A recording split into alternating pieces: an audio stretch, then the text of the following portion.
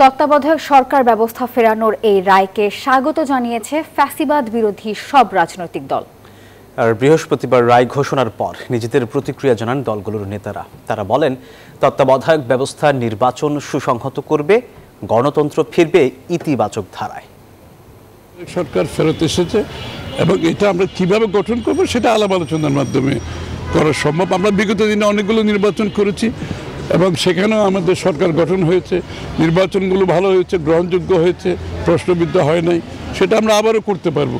এটা তো আবিষ্কার করার কিছু না, আমরা করেছি তো।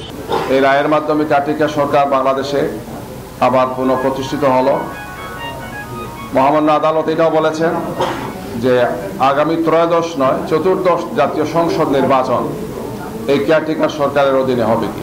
তারা এটাকে সংবিধানে অন্তর্ভুক্ত করবে এবং এর মধ্যে দিয়ে জুলাই সনদে বর্ণিত তত্ত্বাবধায়ক সরকার ব্যবস্থার ফর্মুলা অনুযায়ী চতুর্দশ নির্বাচন অনুষ্ঠিত হবে। আগামীতে ধরুন একবার দুবার তিনবার তত্ত্বাবধায়ক সরকারের অধীনে নির্বাচনের মধ্য দিয়ে যদি আমরা একটা ভালো নির্বাচন করতে পারি, তখন যদি রাজনৈতিক দল যারা সরকারে থাকবেন তারা যদি এর থেকে একটা লেসন নেন, আমি মনে করি আলটিমেটলি সেরকম জায়গায় আমাদেরকে আসতে হবে। তত্ত্বাবধায়ক ব্যবস্থা একদিকে বহাল হওয়া এবং আগামী আইনসভায় সংবিধান সংস্কার পরিষদে আমরা যদি এই তত্ত্বাবধায়ক ব্যবস্থা সহ পুরো ক্ষমতা কাঠামোর একটা গণতান্ত্রিকরণ করতে পারি, বাংলাদেশের ভবিষ্যতে ক্ষমতার ভারসাম্য তৈরি হবে। আর হয়তো এইরকম একদলীয় শাসন কায়েম করার ক্ষেত্রে অন্তত শাসনতান্ত্রিক একটা বড় আকারে বাধা থাকবে।